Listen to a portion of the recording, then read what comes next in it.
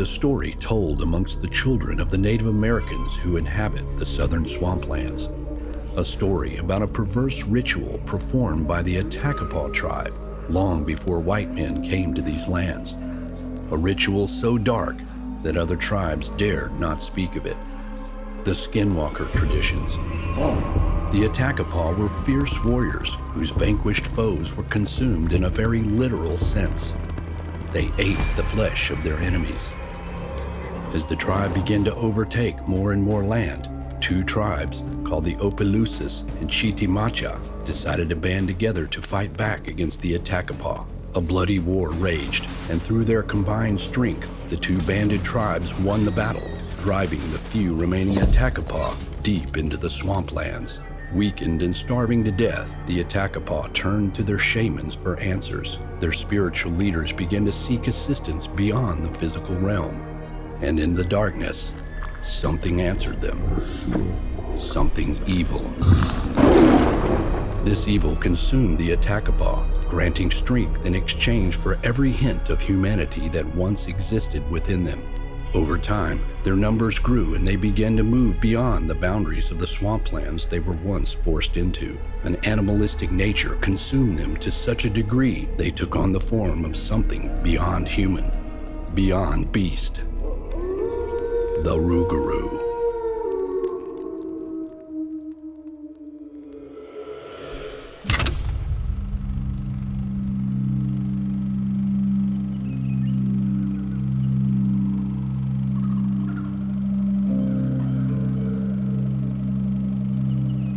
Just back when I was young, people hunted different ways.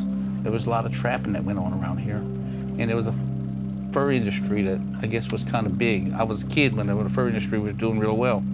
And people hunting trapped a lot. Well, I loved hunting and took to hunting at night too. And there was times that I went off in the woods by myself. And this particular night, I was out there. I was probably every bit of 20 minutes from the house and paddling the pirogue. Pirogue, I mean, you can't move as fast as you think you can move in it, it's just a slow movement. I heard this noise, this growl that just sounded large, like a large animal. I had no idea what, Man, then it made a roar. I mean, it screamed like, I can't even find an animal that can even come close to what it sounded like. And I thought for a minute, okay, well, I'm just hearing things. This can't be real, whatever it is.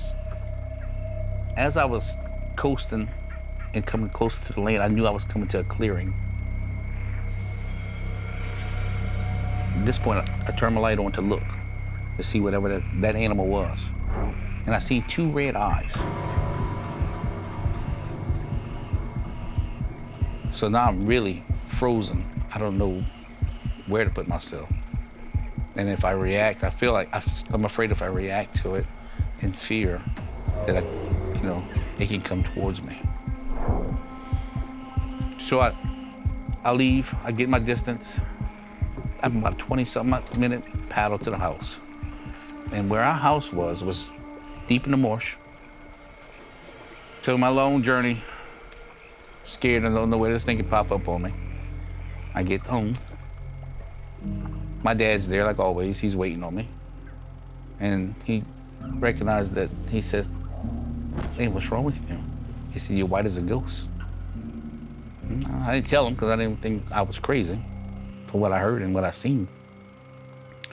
So, picked up my stuff, took a shower and went to bed.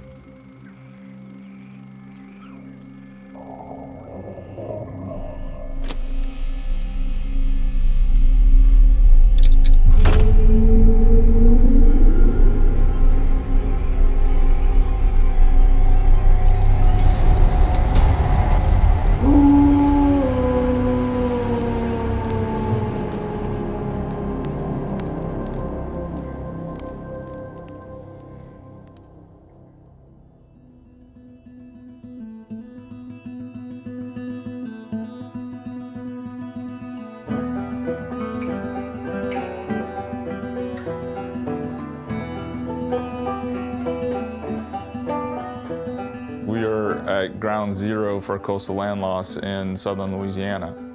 All of the soil that we're on currently is alluvial soil, so all of this was created by the Mississippi River because we're on a delta, right? And so as it's alluvial soil, it compacts over time, so it starts sinking. Now, when the river was able to flood seasonally, the sediment would add more dirt and add more dirt, so it wasn't a huge problem. Well, now that the Mississippi River is leveed, it can't flood, and so our land is just constantly sinking with nothing to replenish it. Where we did live, it's not the same. The area has changed so much. There's always, potential flooding. High winds like we have today. There's water in the yard. And then when a storm comes, it's even worse, They're kind of fighting back a little bit with these levee protections they're coming up with. And they're building the levees bigger and stronger than what they did before. So, there's some hope for some of the people that's inside the levee protection system. But outside the levee protection system, that's potentially, in a few years, that's gonna be no more. That's all gonna be washed away. You live down the bayou, you're gonna see things you've never seen before in your whole life. Maybe you blink an eye, rub your eyes, you'll see things you've never seen before in your life. Especially when it's pitch dark down here in Cocodrie. You snap pictures at night from across the bayou, anywhere in this area, you'll see. It'll show up. Because this place is haunted, okay? This place is really haunted.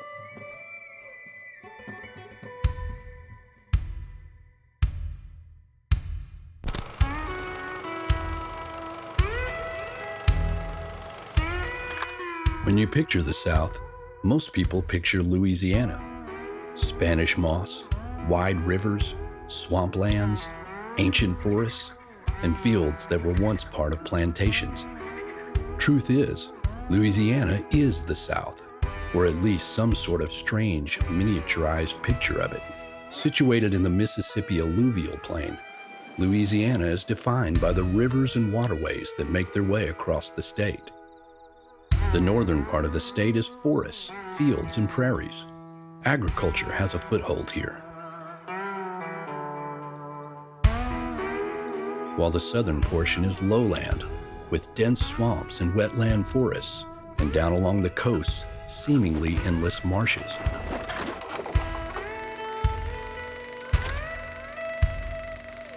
We were, I say we, that's my ancestors were expelled from Nova Scotia in Canada. The English put the French Canadians on boats, set their houses on fire, and shipped them away.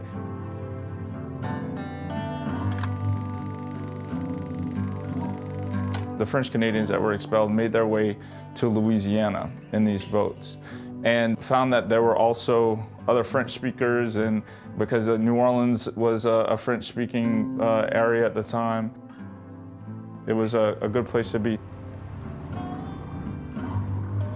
The homeless tribe is a tribe that broke off from Chitimacha tribe, which is more towards Lafayette area.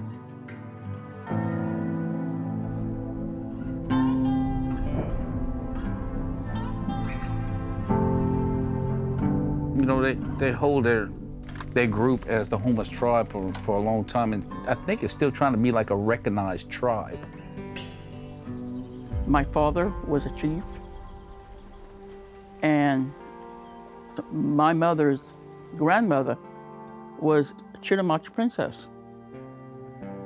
And we were very proud of being Houma Indian.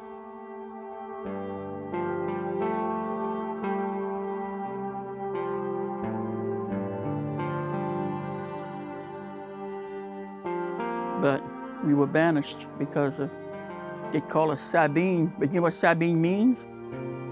Cypress tree. So now when I hear that, I says, oh, cypress tree, the beautiful, thank you. But back then, that was an ugly word for us. When I started the white school, I was teased, fought with, and my sister too. And the first day I came back from that school, I told Mom, I said, I'm quitting. I don't want to go back because I was teased too much. She said, if you quit, day one. And that stayed with me since that. Not to turn around and retreat. Keep on. And that's what I did. I kept on. You know, we talk about the people here being very resilient because we grow up going through hurricanes. People get scared of hurricanes, but I got a week to run away from a hurricane. You got 10 seconds to run from a tornado.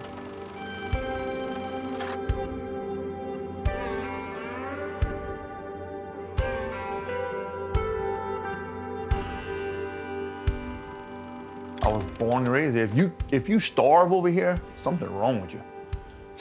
That's food to eat all over the place. Catch food in the water.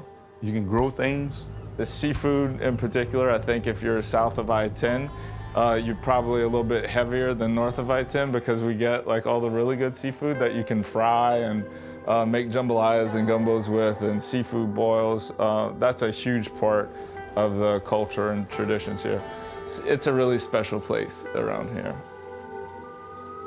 I think what maybe a lot of people think of Louisiana, maybe what they picture in their head is very slow-moving bodies of water and swamps and bayous, and that's very accurate. It's a very accurate way to think of Louisiana.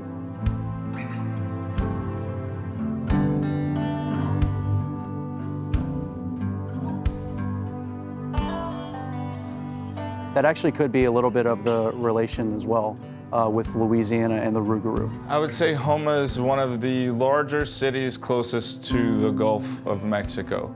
You've got the bayou communities of Terrebonne Parish, and those are smaller communities, and those communities then filter up into Houma, the bigger city. So when folks need to go shopping for things, they're gonna go to Houma, even though they live in those outer-lying areas along the coast. There are some legends that say, and naturally so, that if there were a beast, living somewhere in Louisiana that fits that description, it would be in these parts of Louisiana because, a creature like that would want to be away from humanity and somewhere that people can't really access. It's possible that some kind of creature like the Rougarou would choose that type of terrain to live in. Most stories have the Rougarou as wolf-like, 8 feet, 9 feet tall, red eyes usually, hairy body, strong muscular, claws, red eyes. That's the thing that I think I most remember about the vision I have of a Rougarou, is that just these red glaring eyes at night. I mean, something's interesting to this area. We say wolf, but there are no wolves in southern Louisiana. There are coyotes and things like that.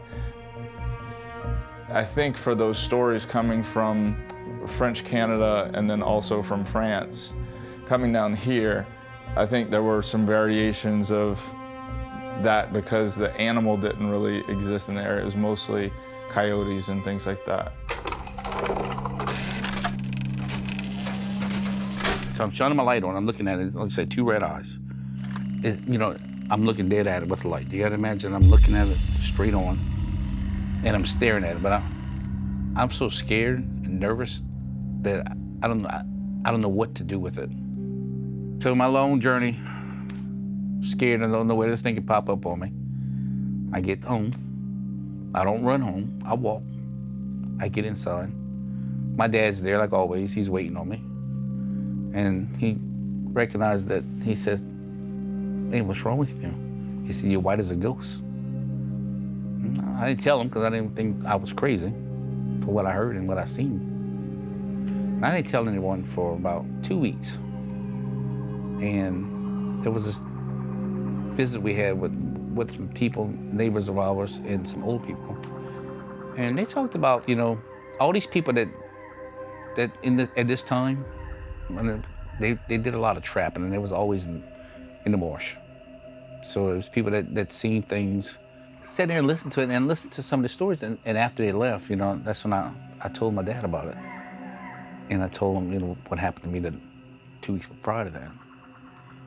He said, I remember that. He said, and that's what was wrong with you, he said. So yeah, that was wrong. And then he went to telling me his story about it. Now his story, when he seen something like so. And when he described it, what he seen, he was actually looking at it with his light.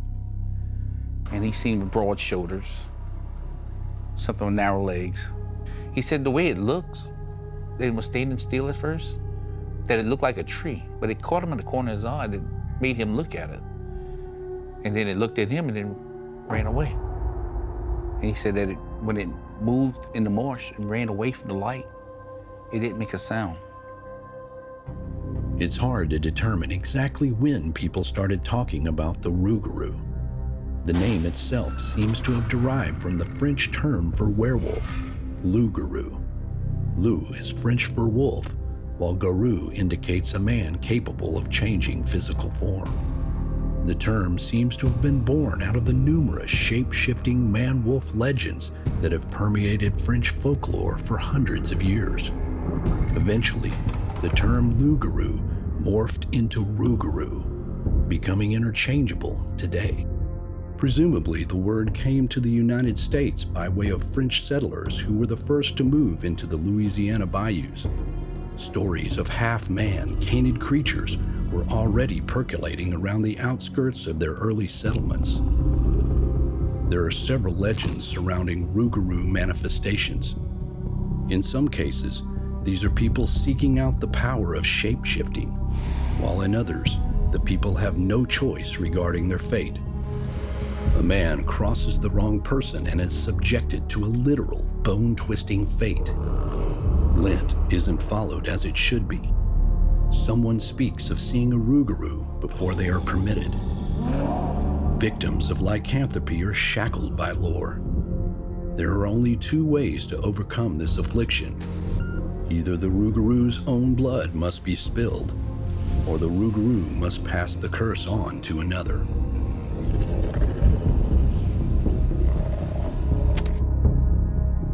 A rougarou looks like a half man and half wolf. What it is a curse. Somebody curses you, and that curse becomes something that you can't live with until you are taken out of it by someone else.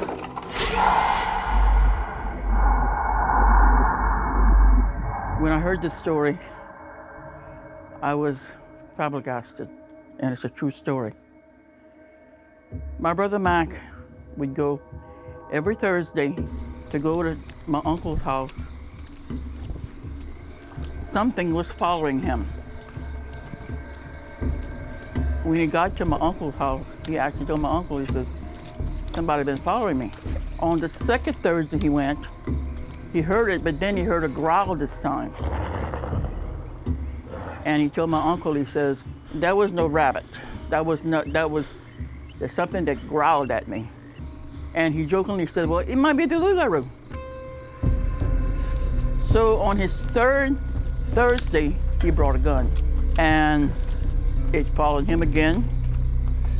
On the way back, he saw a shadow in the woods, and he says, I'm going to see what that is. And he heard the growling. And there was a clearing, and he saw in the clearing like it was a wolf, but walking on two legs. He hollered at him, he says, who are you? He just growled at him. And he shot at it, but he didn't get it. So it ran. So the following Thursday, he went back, went to the clearing, and it was there again. And this time it talked to him.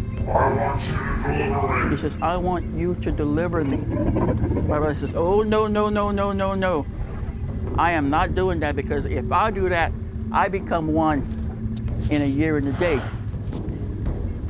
My brother shot at him, and he fell. He didn't mortally wound him. He just fell to the ground, and he came back. He saw it was his uncle. So he hurried up and brought him at our house and told my mama to send somebody to bring him because we didn't have a car. We had no cars. So the neighbor had a car, and the neighbor brought him to the hospital. And the next day, he thanked my brother for bringing him back. But he says, now I'll become, he said, no. As long as you don't tell anybody from a year and a day. My mama knew, but they wouldn't talk about it. And he would not talk about it to anyone. When he died, my brother wanted to go to his little camp. He really called it a house, a little camp. My brother said, I gotta go in the house, see what's in the house. In the house, there was only one coffee pot and one chair. No bed, no nothing else. And they had a path going in the back of his house, like he was sleeping in the woods instead of in his house. Him and my aunt were separated, and she cursed him. He was no more the supporter of the house when he moved across the bayou in that little camp, that little house. And she cursed him, and that's what happened to him. And she told me, she says, I hope you become something that's very, very ugly. He did. It's also thought that it could have been a curse, right? Someone that was into witchcraft got upset at somebody and then could put a curse on that person. And then the only way of breaking that curse was for someone else to draw the blood of the rugaru, and then the curse passed from that person to the person that would have drawn the blood. You have these stories of rugarus going around as a cursed human and antagonizing another person and scaring them to defend themselves.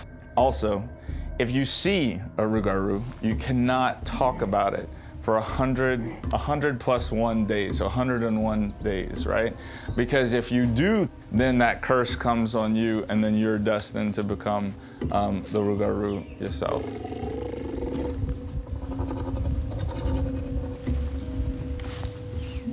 Catholicism is a very, very prominent in Louisiana. One of the things that, again, was kind of a legend about the Rougarou is that you were going to be cursed by the Rougarou if you didn't follow the rules of Lent. And so for those who are not Catholic and don't really understand what Lent is, it's 40 days and 40 nights of fasting, and, intentionally. On Fridays, you don't eat meat. In general, you're supposed to kind of give up something that you enjoy for Lent. And so that was just a way to, especially for kids, to tell kids to kind of have good behavior, follow the rules of Lent, and if you don't, the Rougarou is going to get you.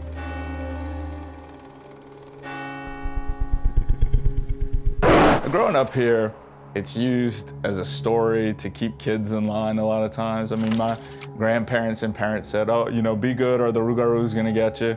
And so you were good, you stayed in line. So I think part of that folklore then changed into sort of a behave or else kind of thing for the local kids here.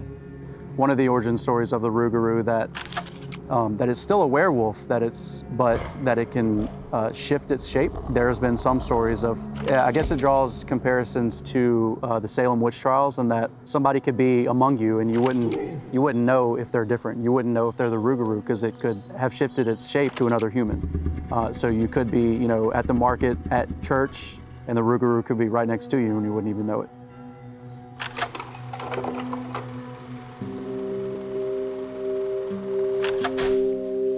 Louisiana is rife with stories. Stories passed down through generations, morphing to take on a life of their own. Like the waters of the rivers that seep into the vast Louisiana swamps, tall tales mingle with the reality and become something wholly unique. These stories suggest that the monsters and other dangers lurking in the bayou are not always easily recognizable. The Rougarou is restricted to manifesting in a single form. Knowing this requires extra caution when running into something that doesn't seem quite right. Rougarou has been known to utilize its ability to shapeshift for personal advantage. Stories with example of this run the gamut. A farmer transforming into livestock to help boost his personal economic boon. A rougarou shucking oysters for a local fisherman at night while taking a generous 50% tax for himself. In other words, the curse of the rougarou was not always used in a malicious fashion. However, folklore from the area tells us that the rougarou can be anyone or anything. Someone under the curse could be a tree, only turning back to human form after an axe pierces its bark. Some rougarou appear as white, fur-covered critters in the form of dogs to rabbits. Sometimes, and maybe even more unnerving, the rougarou looks just like you and I.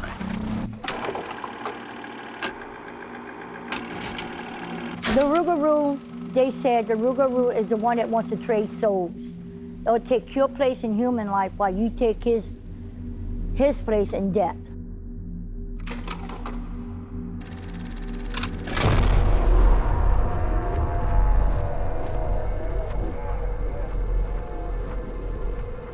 I lived here in Cocodrie, but when I was about 7, 8 years old, I used to live in a plantation called Lower Valley Plantation. And I used to live with my grandpa and my grandma, me and my other siblings, okay?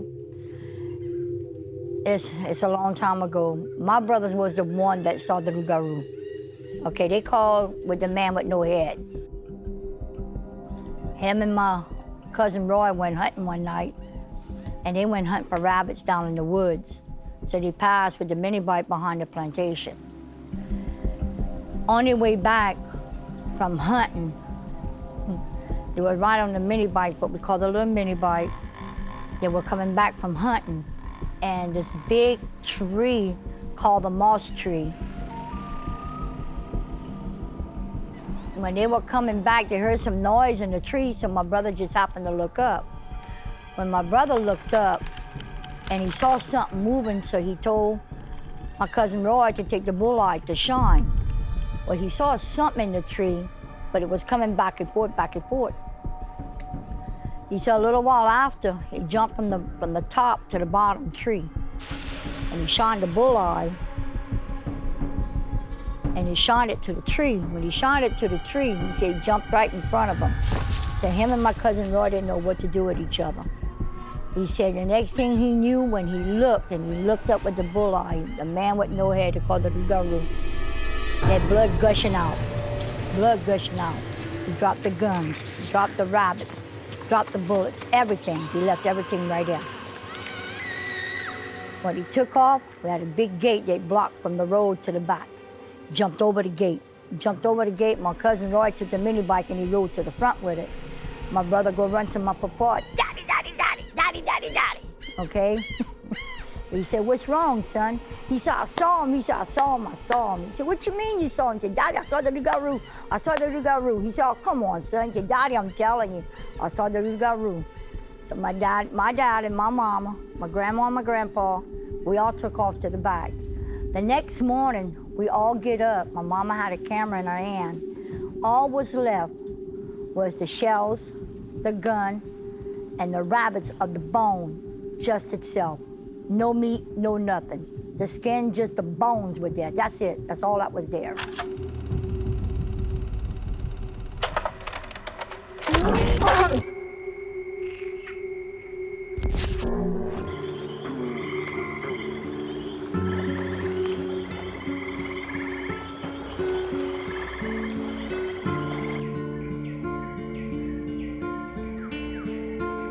My grandfather told a story of a rougarou that was a changeling, that wasn't necessarily a wolf, and was typically a white dog, but could also turn into another white animal.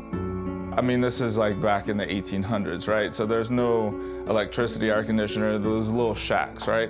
And it was this couple that was trying to go to sleep, and then the rougarou appears as like this white rooster that's jumping along the rafters, making a whole bunch of noise and antagonizing the people. And so they said that was the rougarou, this changeling kind of thing. And then they also said that they saw it as a white dog, this big white dog that you could see at night walking along the roads and in the swamps and everything. So that's not the traditional version of the Rougarou story, but that's one that a few of us growing up heard, that the Rougarou could be like a shapeshifter kind of thing. There are just as many variations on how the Rougarou manifests as there are stories where it appears. A section of Louisiana Highway 57, known as Bayou Sally Road, is home to one of these variations. Due to the number of accidents that have occurred on what has been dubbed the most haunted road in Louisiana, this road has become a prime location for a mix of ghost stories and Rougarou lore. Bayou Sally Road connects Dulac to Cocodrie, twisting and turning through the saltwater marshes, swamps, and remnants of oak and cypress groves.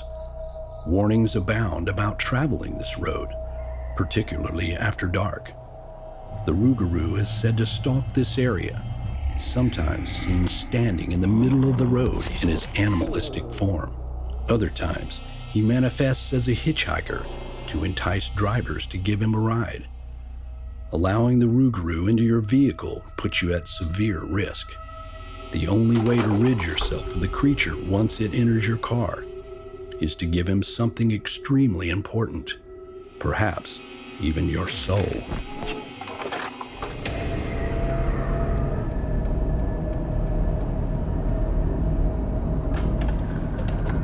All I told this was my grandpa that told me this when I was a young girl growing up. If you ever see anyone, I don't care what time it is, walking on the side of the road with light clothes on, never stop, keep on going. Don't never turn around. When you turn around, you pick up this person that you don't know who it is. I don't want to be in your clothes or your skin. Okay, they want to trade their soul for your soul. I did encounter one. Me and my husband was coming down the Cocodrie to come to work. We were coming from cutoff, and it just happened to be at night. My husband wanted me to drive. So I went ahead and I took the wheel. I saw this guy. I mean, he was all in white. And I kept on going. I told the old man, I said, "You got a guy," I said, "walking."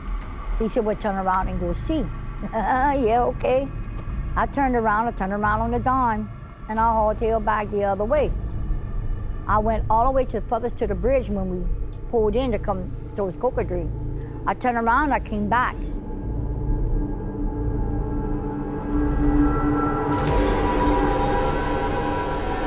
He was at the red light. I jumped that bridge at 60 miles an hour. I took off. I did not stop. How can you get from the Rougarou Road in the middle of nowhere to the front? Explain that to me. I didn't stop and ask no questions. Because if he'd have jumped in front of me, it wouldn't have been nice. It wouldn't have been that nice. No, no, no.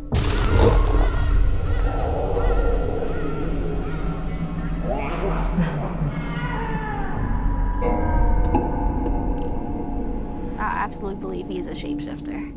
I've heard stories from not just family members, but other people from Chauvin. We could see him, or the ones who have seen him can see him, but he's not really walking our plane. Like, he could be anywhere. He could be hiding over there and we not know about it. And he could be a rabbit, a person, he could be a coyote, he could be anything, and we're not gonna know.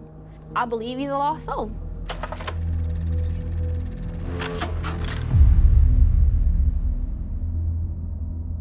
I want to say I was 19 at the time. I went to a home that was destroyed by Hurricane Gustav. I had a family pet who was buried against the fence, and I wanted the cross that was put on his grave. Kind of a weird thing for me to do, but I was really close to this pet, and I wanted something that belonged to him. So me and my oldest son's dad and our cousin came to Chauvin and went to the home, picked up the cross, and we're like, we're gonna go take a trip down to Cocodrie. We ended up on Bayou Sally Road, which is like kind of a drive up the street.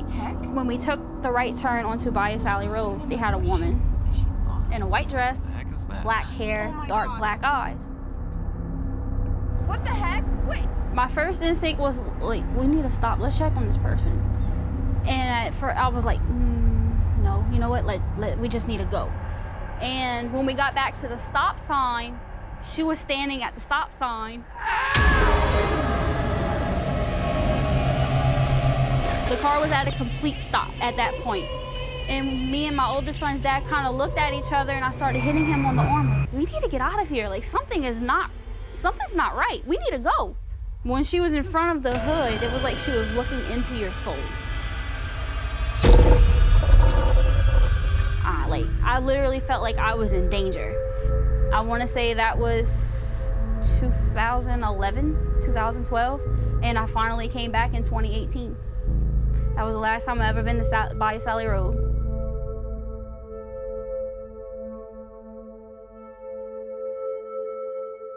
Shapeshifters are not new to Native American lore. Different tribes occupied Louisiana, and with the variety of cultures came various stories of humans with the ability to transform. Choctaw legend speaks of the Stuckini, malicious witches who look human during the day. At night, however, they transform themselves into undead owl beasts, feeding on human hearts and consuming souls that would later be regurgitated. Another Choctaw legend is the Kashehotapolo, a creature that manifests with cloven hooves and deer legs on a human body.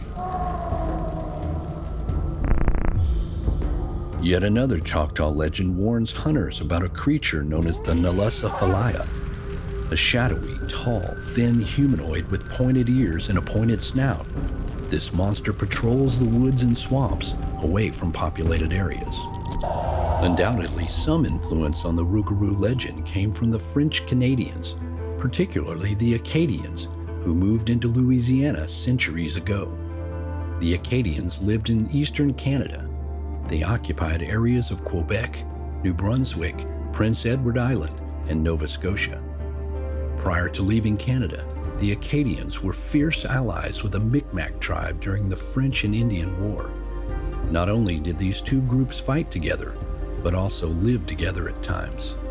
Certainly, through this closeness, Micmac lore could easily weave its way into stories that the Acadians would eventually bring to Louisiana. Lux is a spiteful Wolverine spirit in Micmac legend that was associated with negative behaviors. Another Micmac tale recounts a Wendigo-like creature known as a Chinu. A Chinu was a man possessed by an evil spirit, a man who turned against his own kind when in duress. The only escape from this curse was death. Native American lore in southern Louisiana tells of a proud, warrior-like tribe that held the tradition of consuming their enemies after battle.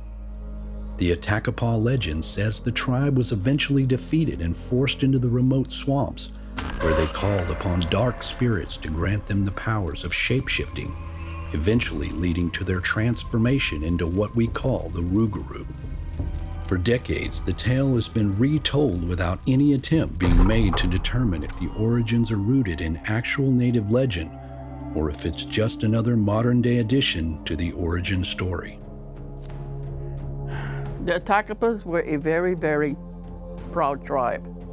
And when they were living like in the swamp,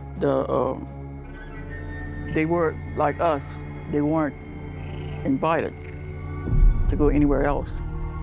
Several of their tribespeople became Rougarous. And if you went in their tribe without being invited, they would have ate you. But to them, it wasn't like they didn't say it was like cannibal. They were eating you to get your strength. Because I'm related to them, and I would never eat a person. I wasn't raised that way anyway. They made a deal with the devil, but they were proud, proud people.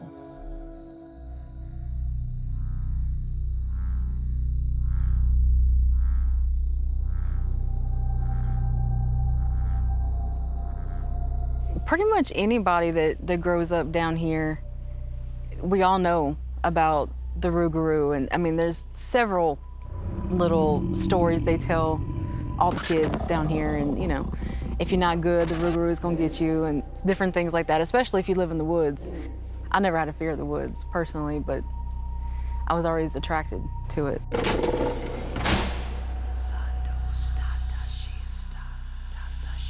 I grew up with my mama and papa.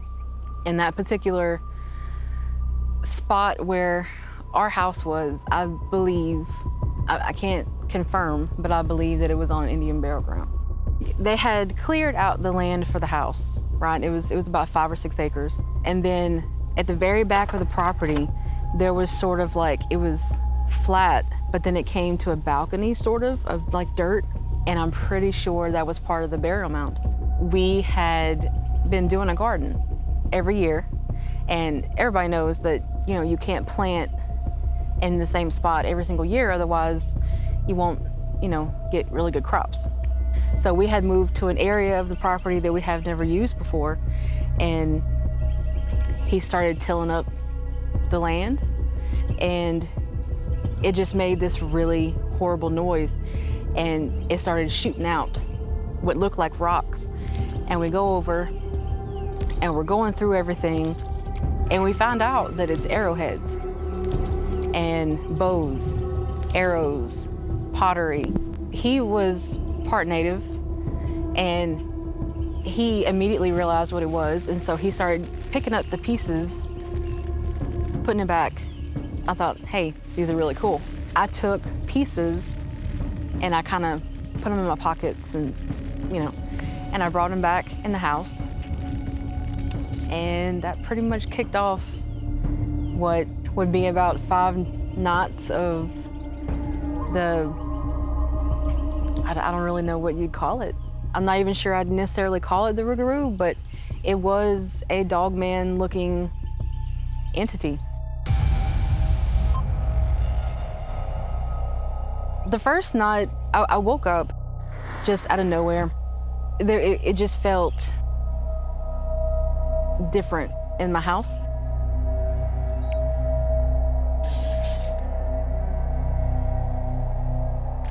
And I always slept with my door open. There was a bathroom down the hallway, and there was a nightlight always in there for me. And so it would shine down the hallway. And so my bedroom door would be illuminated.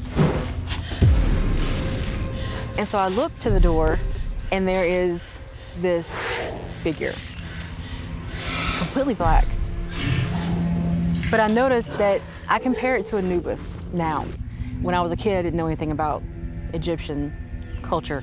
I guess I kind of thought at first that I might have been dreaming. So I sat up in bed, and I started to try to get out of bed, and I stopped because in my head, it spoke to me, and it said, don't move. It didn't move, it didn't do anything. It just stood there, and it said, the things that you picked up today, you need to put them back. And of course, you know, nobody knew I had them. And then it told me to lay down, which I did. And then I just instinctively closed my eyes and fell back asleep, and that was pretty much it. And it pretty much did that for 3 nights, the same thing, exactly the same. And then the very 5th night, when I woke up, it was directly beside my bed.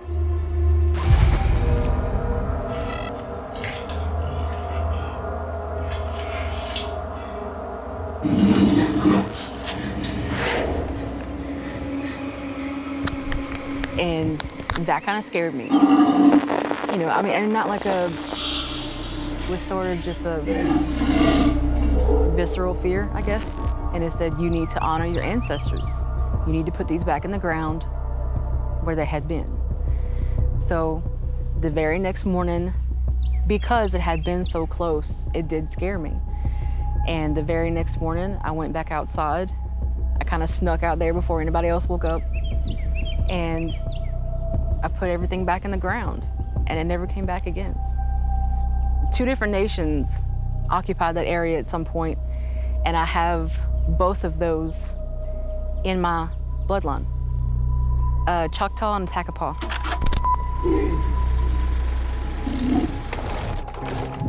In this part of the country, the Rougarou isn't just a regional boogeyman or a ghost given physical form. The beast is said to appear for a multitude of reasons, in a myriad of ways, to people of all ages, but especially to children. Although most see the Rougarou as something to be feared, there are times the beast transitions from the role of a monster to that of a guardian. Before stories of the French Rougarou crossed the Atlantic, some tales spoke of a shapeshifter that went against the stereotypical brutish nature. On the way back to his monastery, Abbot Gilbert, in a sleep-induced haze, fell from his horse and was injured. His wounds were serious enough that the scent of his blood drew the attention of wildcats, keen to make him their next meal. Too weak to defend himself, the abbot survived solely due to the interference of a werewolf. In the mid-1800s, in response to the Great Hunger in Ireland, immigrants found their way to America. New Orleans was one port that saw a huge influx of Irish immigrants. With these immigrants came their own stories, including tales of benevolent werewolves. In Louisiana, the Rougarou has served as a guardian of children, warning them, through its mere manifestation, to avoid misbehavior. Youths have reported encountering the beast while they were trespassing or taking sacred artifacts that were uncovered while exploring the land. If the Rougarou appears, perhaps you should return home and promptly return anything you took without permission. The Rougarou is also a protector of the land and its ecosystem. Hunters who have chosen to take a life on sacred days have lived to regret their decision. This aspect harkens back to the religious undertones that are sprinkled throughout Rougarou lore.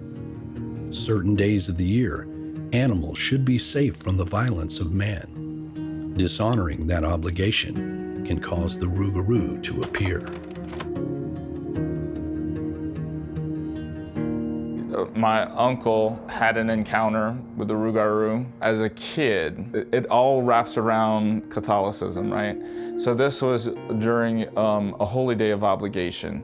What I like about that story and how he shares it is he shares it as the Rougarou being sort of a protector of the swamp and a protector of all these, the rabbit that should not have been shot on a holy day of obligation. So any other day would have been okay to go hunt rabbits, but just not this one. And so the Rougarou is telling him, that's the wrong thing to do, not in my swamp, buddy. Down here, a lot of people, they say that the adults use the Rougarou to scare the kids to keep them out the woods. I grew up in the woods. That was my second home. When I came home from school, the shoes went off and I was in the woods. We weren't allowed to wear shoes in the woods because we only got one pair a year, so we had to go to school with them. So the parents would tell these stories of these creatures to scare the kids so that when the sun went down, they'd get out the woods because the parents wouldn't go chasing in the woods after them. But we knew that when the street lights came on, you better get your butt back home. That was just a rule. So growing up with it, it was all around us. Did we fear it? No. Once I seen it, yeah.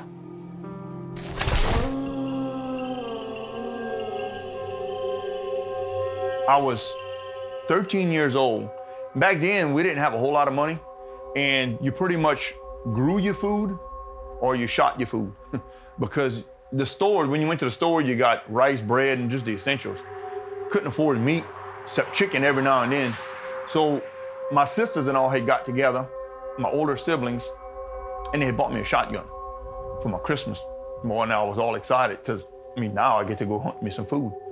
So the following year, when it was time to hunt in October, I was ready. I had my box of shells, I had a hunting dog, we was out there. When I started hunting, my mama had told me that 2 days after Halloween, that I'm not supposed to go hunting. Because whenever you go hunting, you can't draw blood the 2 days after Halloween. So if you kill something, you're taking their life.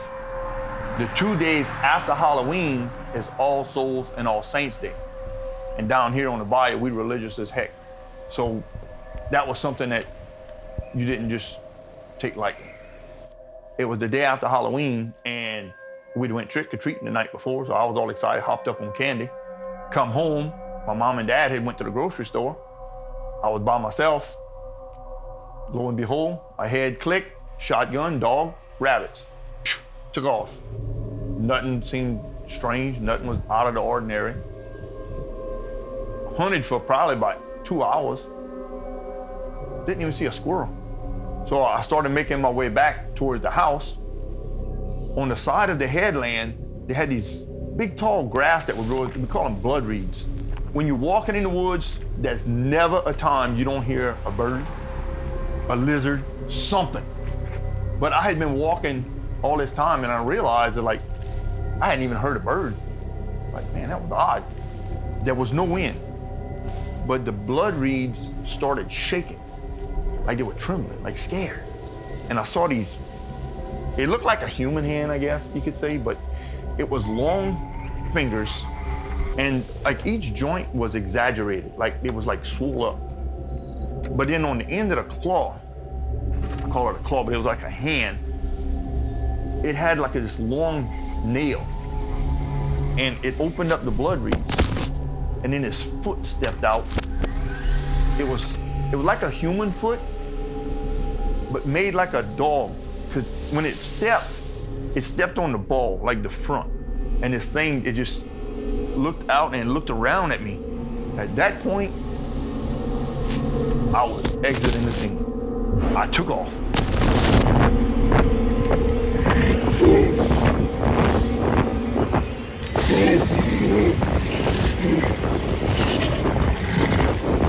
I was scared crapless. Took off. Nothing was on my mind except getting back to my house. I was running as fast as I could, but the whole time that I was running, I could feel his breath and this growl, this rumble, right behind me. And the only thing I could think of is that claw was gonna cut me in half. And I'm just running and running. When I cleared the trees, it stopped. When I looked down, I had lost one of my boots. I had run so fast, I'd run clean out my boot. My mama looked at me when I walked into the house. I don't know how she knew, but she knew. She looked at me in the face and said, "You saw it." She said, "Now go pick up your gun and don't touch it for 9 days." She said, you can't kill nothing for 9 days. I didn't touch that thing for 9 months.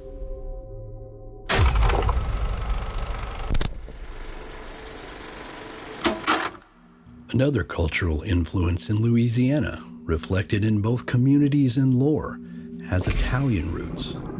In Italy, there is a legend of a boy who is born into a lifetime of shapeshifting. Due to his birth on Christmas Eve, he was doomed to shapeshift into a bloodthirsty werewolf on that day every year for the remainder of his life. This child was pitied but accepted by his village. The community made annual efforts to ensure all remained safe until the boy returned to his human form on Christmas morning. Eventually, the boy grew into a man and married. He and his wife devised a plan to keep her safe during his hours of transformation. The plan was to lock the house prior to his change and not open the door until he knocked 3 times. This strategy worked until she became too complacent in the routine. One Christmas Eve, while in his werewolf form, the man was allowed to enter his own home. There, he slaughtered his wife during the night. Another notable influence on the Louisiana Rougarou comes from Haitian culture. Caution regarding the Rougarou is still very prevalent in Haiti. It is a very unwelcome creature whose main goal is to steal children and suck their blood. Here, the Rougarou can literally be any animal, and the concern over its presence grows each time homes and families are torn apart due to natural disasters, such as earthquakes. Other stories in Louisiana involve children or teenagers being left alone to monitor younger siblings or to babysit other children. Once the adults leave the home, the youth in charge will hear a knock on the door. Even if at first the child refuses to answer the knocks, inevitably something enters the home, the Rougarou. In some cases, the beast seems to simply serve the purpose of instilling fear in the children. Other times, the creature enters the dwelling with a specific purpose in mind. It wants to be released from its bonds. Since blood must be spilled in order for the Rougarou to return to its normal human state, it begs the children to wound it, thereby freeing it from its curse.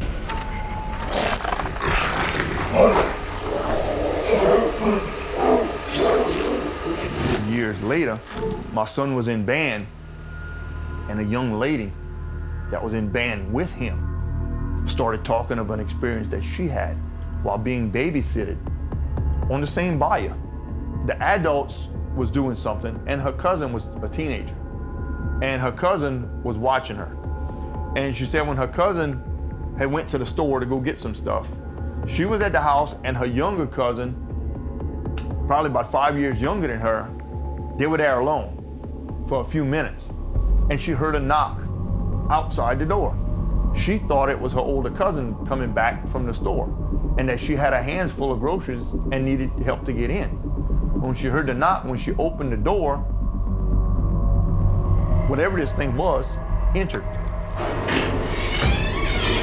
And she grabbed her cousin, and then it looked at her, and she had her and her cousin, little cousin was in the corner, and it just looked and stood over her, and it was breathing heavy and growling.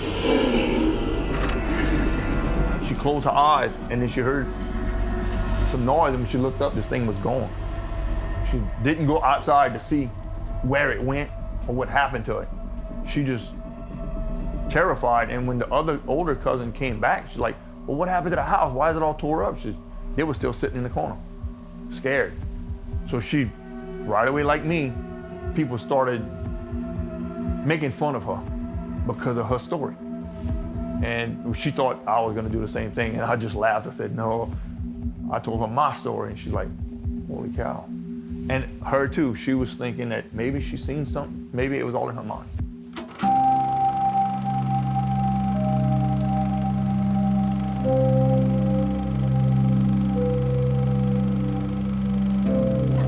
I told a couple of my cousins about it.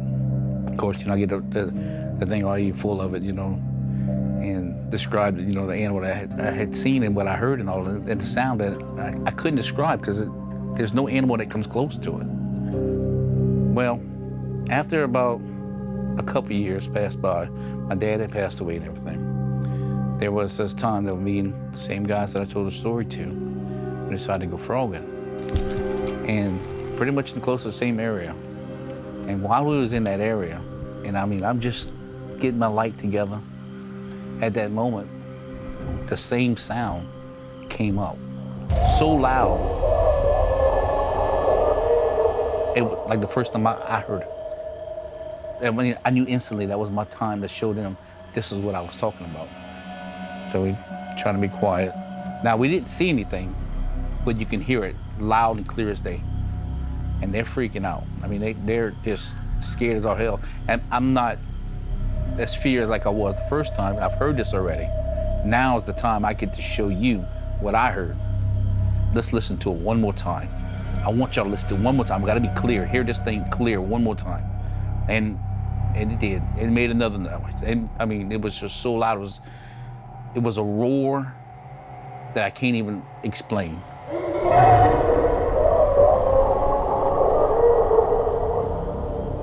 They got to hear it clear as day, and there was no stopping them this time. There was not, the boat was not sitting still. We got all the way home, ran inside, freaking out, telling our story all night. I can't believe, what the hell was that? Trying to figure out what was that. I really never gave it much thought after what I'm saying.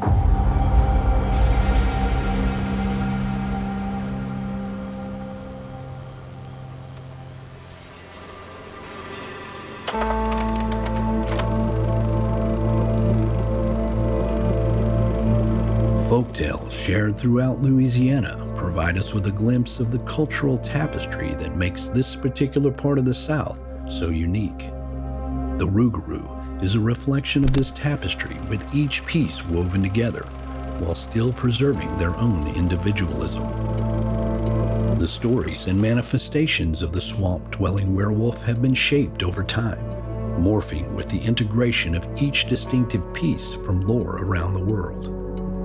The stories of the Rougarou have varied just as much as the landscape of Louisiana itself has morphed over the centuries. Coastlines are disappearing. Freshwater marshes are giving way to saltwater.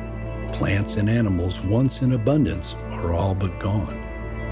A drive down Bayou Sally Road is a glimpse of what is to come in places that were once home to a freshwater environment. Scattered along Louisiana's coast are ghost forests, vast areas of dead cypress trees that cannot survive due to saltwater intrusion in the region.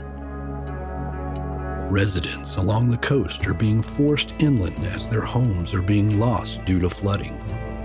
As this slow migration occurs, it leads one to wonder what will become of the tales once told from one generation to the next. If the home of the Rougarou disappears, what will happen to the stories?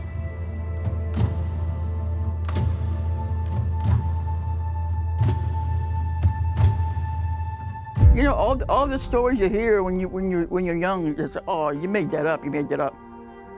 No, I actually witnessed it. No, you didn't make it up. It actually happened. I think it's the swamp, the area itself. It was all trees, and it was. And from this day, that area there is still all woods almost on this side of the bayou. But on this side, they got a levee now, and it's all cleared. And a lot of them died and moved out. The house that I grew up in was tore down. There's no more house there, only the property. Cajun people will always be in Louisiana. It's part of the heritage because so many French Acadians migrated to Louisiana. But I think French influence was a little stronger in Louisiana a couple hundred years ago. The Rougarou probably was very prominent. We kind of live in a society where information is so quickly at our fingertips.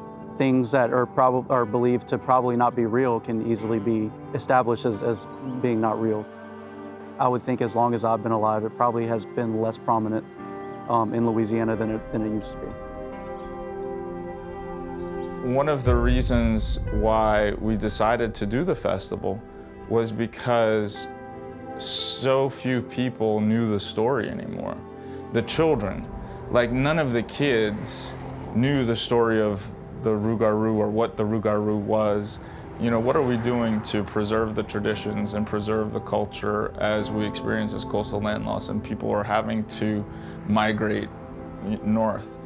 And I think that's probably, you know, the best thing that we could have done is put the folklore into a festival and celebrate who we are as a people. And, you know, when people say, oh, do you think, is the Rougarou real or not? You know, I get that question often. And, you know, I feel the correct response is that it doesn't matter if you believe that the Rougarou is real or not. What matters is that this story unites a group of people that their ancestors have told these stories and have kept them going, you know, generation after generation. And it's sort of like we failed for a little bit, but I feel like the festival has really picked up the torch again to keep that story alive. You know, we say, if the Rougarou doesn't have a place to live, then neither will we. And so that's why we need to restore the swamps, protect them, so it protects us at the same time.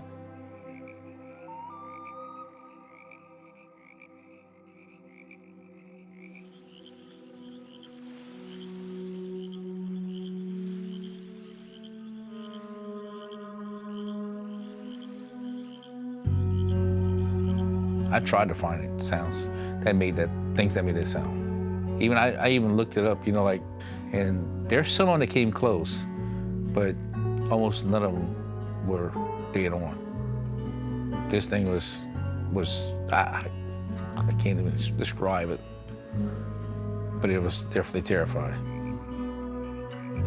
I love to hear it again, the roar. Bring back memories, for sure. I think the habitat where it is, because all that area where it happened, now today it's just open marsh. When they used to have trees there, they used to have big trees there. And the animals that it used to have, deers and rabbits and stuff, they don't have that much anymore. Since this coastal erosion is constantly changing things, the habitat for that is not there anymore, definitely. Not saying it would be somewhere else, but around here, no.